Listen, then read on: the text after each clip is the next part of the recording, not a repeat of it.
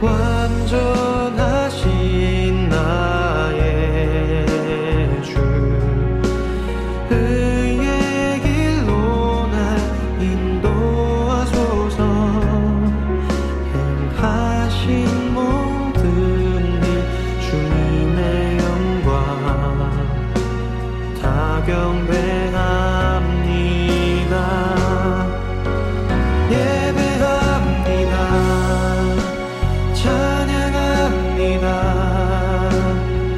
주님만 날 다스리소서. 예배합니다. 찬양합니다. 주님 홀로 높임 받으소서. 예배합니다. 찬양합니다. 주님만 날 다스리소서. 예배합니다. 찬양합니다.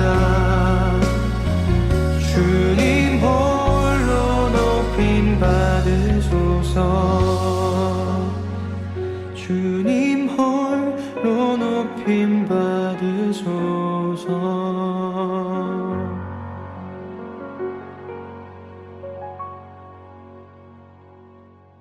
빌립보서 4장 10절로 19절까지 있는 말씀입니다. 신약성경 322페이지에 있습니다. 제가 한 구절, 여러분이 한 구절 교독하겠습니다.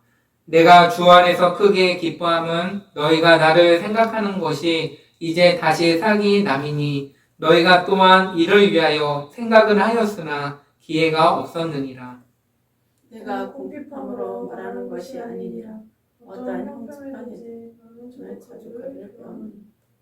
나는 비천에 처할 줄도 알고 풍부에 처할 줄도 알아. 모든 일 곧 배부름과 배고픔과 풍부와 궁핍에도 처할 줄 아는 일체의 비결을 배웠노라.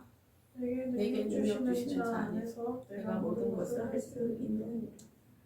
그러나 너희가 내 괴로움에 함께 참여했으니 잘하였도다.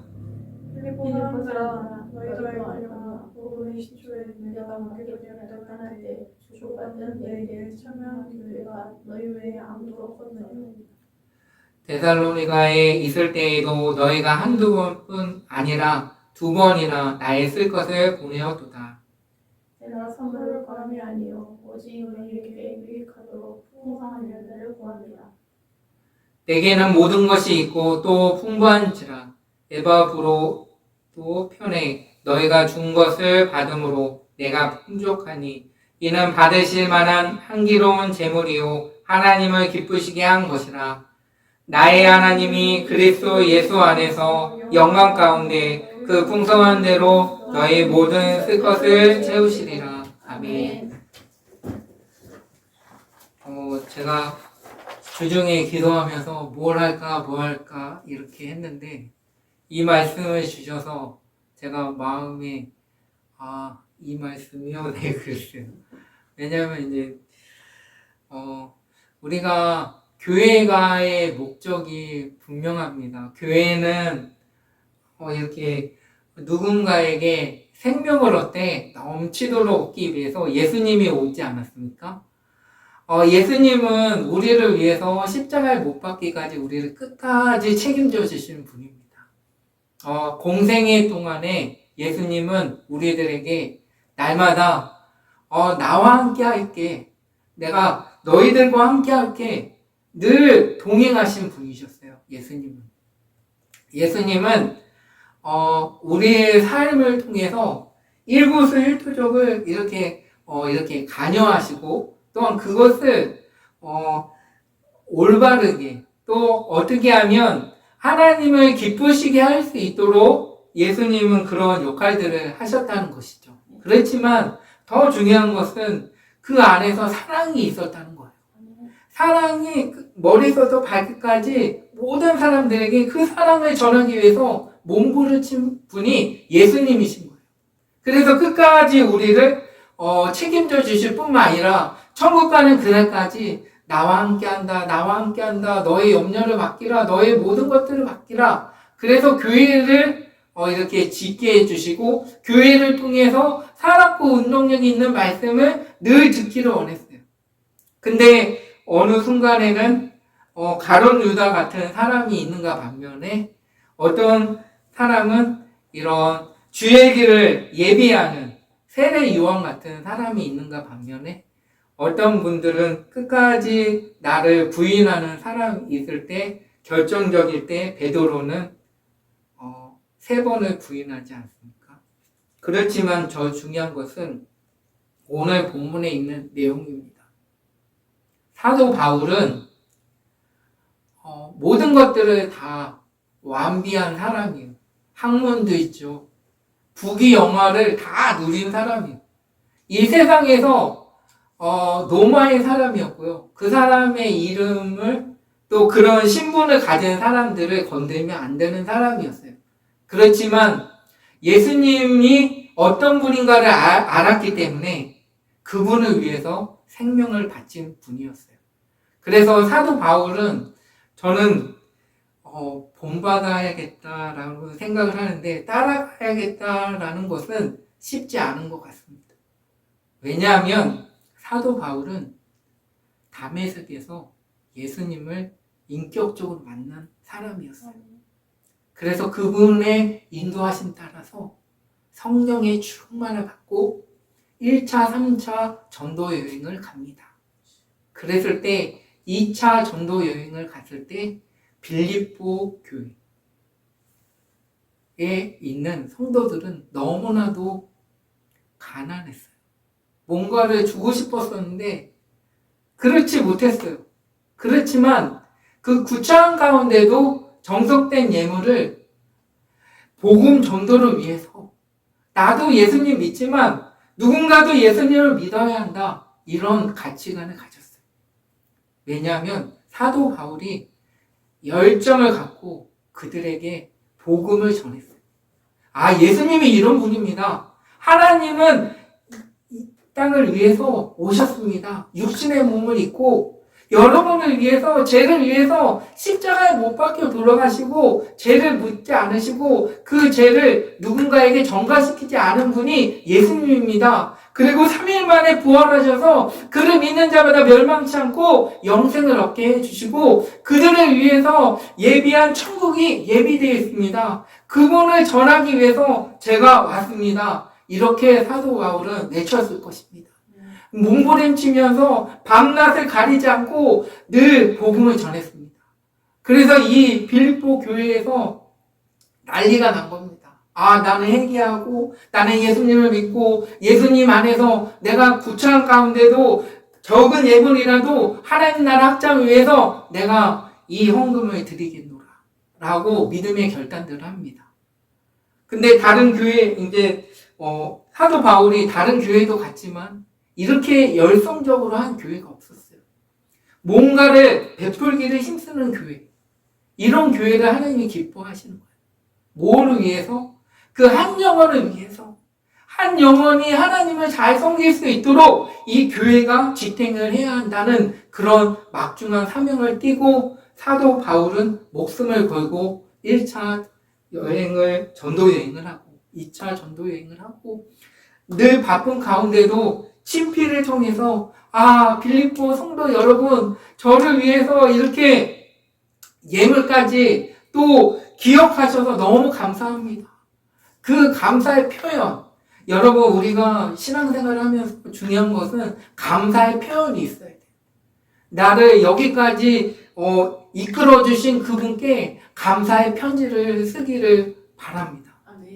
그랬을 때 그들의 마음이 열리고 하나님을 더 잘 섬기면서 하나님께 드리는 기쁨이 날로 새로워질 겁니다.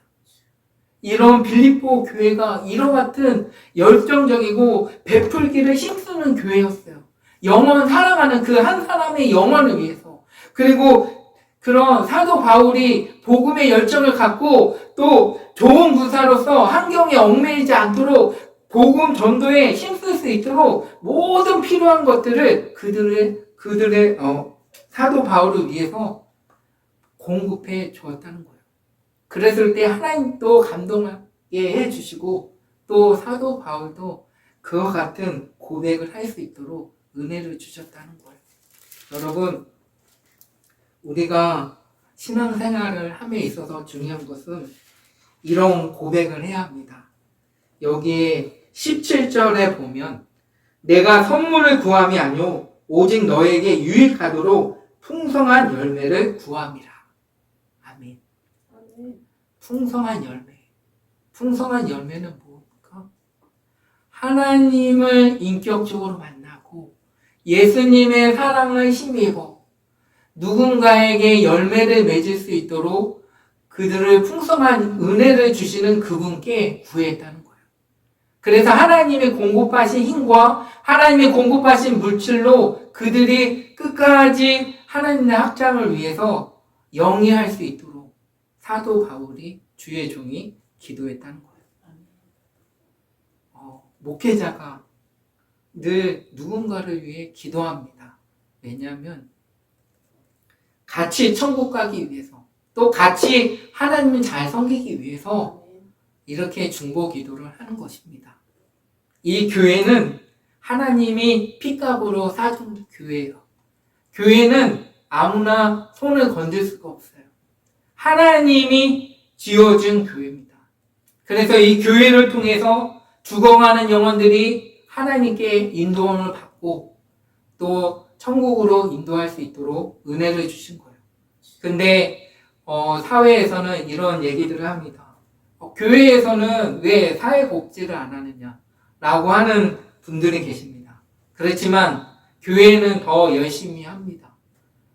다른 교회들을 보니까 사회복지 그 건물을 져서 늘 24시간 동안 오전반, 오후반, 야간반까지 해갖고 주 야간 이렇게 어르신 분들을 케어하고 또 하는 교회가 굉장히 많더라고요. 보이지 않지만 오른손이 한 것을 왼손이 모르게 하라 라고 성경에 있는 말씀처럼 순종하는 교회들이 너무나도 많다는 것입니다. 그래서 저는 늘 말씀을 통해서 우리들이 알아야 할 제목들이 있습니다. 그것은 하나님이 공급하신 것들을 누군가에게 공급해 줄 수 있는 자원하는 심령이 우리 가운데 있어야 합니다. 헌금을 드릴 때에도 기쁜 마음으로 누가 인색하거나 또 누가 드려야 하니까 드려야 한다라는 것은 없습니다. 하나님 앞에 나와서 하나님의 은혜에 감사하는 마음으로 예물을 드려야 하는 것이 마땅한 도리인 것입니다. 믿음의 정도에 따라서.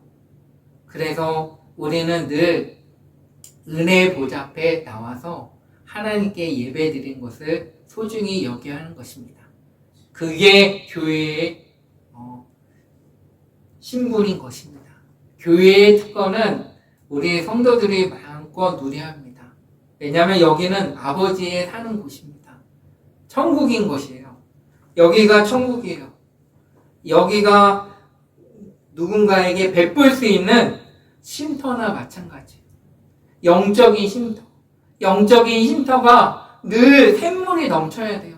말씀의 샘물, 기도의 샘물, 찬양의 샘물, 격려의 샘물, 누군가에게 상담의 샘물, 누군가에게 영적인 흐름이 교회를 통해서 흘러야 하는 거예요.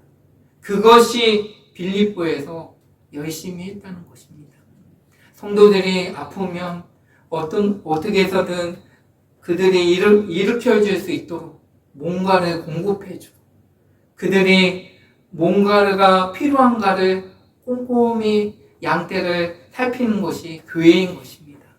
그래서 교회는 선한 일을 행하고 선한 사업에 부하고 나눠주기를 좋아하며 동정하는 자가 되라고 디모데전서 6장 18절에 말씀하고 있습니다.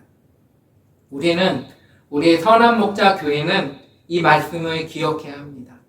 무엇이냐면 주라 그리하면 너에게 줄 것이니 곧 훌이 되어 누르고 흔들어 넘치도록 하여 너에게 안겨주리라. 라고 누가복음 6장 38절에 말씀하고 있습니다.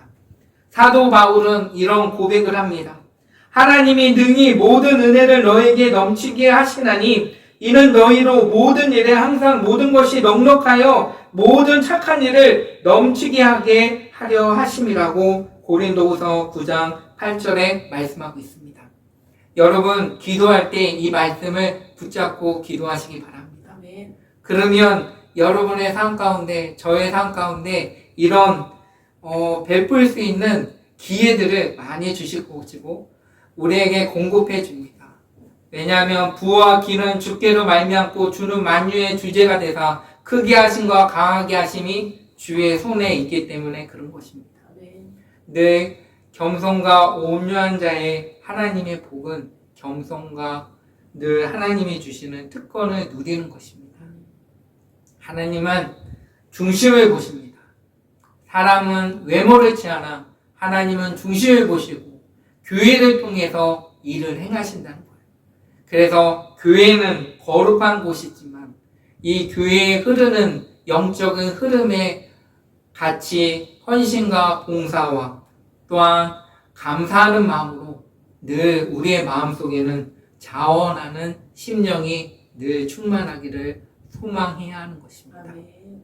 억지로나 인색함으로 해서는 아니 되고 그런 마음들이 있다면 회개하며 자원하는 심령을 저에게 부어 주옵소서. 이런 마음과 심령으로 행할 때 하나님께서는 이는 받으실 만한 향기로운 제물이요 하나님을 기쁘시게 한 것이라.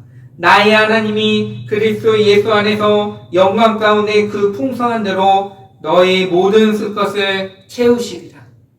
이게 사도 바울은 그의 선교 사역을 적극적으로 도운 빌립보 교인들을 향하여 축복의 고백들을 전하고 있는 것입니다. 또한 저희들에게 하나님은 전하고 있는 것입니다. 그래서 우리는 늘 돕는 자가 되길 축원합니다. 누군가에게 돕는 자, 누군가에게 베풀 자, 또 누군가에게 일으켜 세우는 자, 너를 통해서, 우리를 통해서 일하시는 것을 잠잠히 바라보면서 우리가 활발하게 행할 수 있는 것들이 무엇인지를 하나님께 지혜를 구해야 한 것입니다. 아멘. 그래서 올해 남은 기간 동안 우리가 퍼내면 퍼낼수록 더 시원하고 맑은 물이 솟아나는 샘물처럼 우리 선한 목자 교회도 하나님의 은총을 받아서 모든 착한 일을 넘치게 하여서 그것을 행하며 또한 주변에 있는 교회들이 역시 선한 목자 교회를 통해서 이렇게 선한 영향력이 흐르고 살았고 운동력 있는 말씀을 통해서 영적으로 또 육적으로 또 회복이 되어서 하나님의 기쁨이요 영광이 되는 아름다운 우리의 삶이 되기를 간절히 축원합니다. 아멘. 기도하겠습니다. 하나님 감사합니다. 하나님 빌립보 교인처럼 우리도 나누고 베풀며 하나님께 영광 돌릴 수 있도록 우리의 삶을 통해서 자원하는 심령을 더하여 주옵소서. 어떻게 하면 더욱더 하나님께 기쁨이 되고 영광이 되는지를 늘 생각하며 주의 인도하심 따라 믿음과 순종으로 사는 거룩한 주의 백성들로 이끌어 주옵소서. 예수님의 이름으로 축복하며 기도합니다.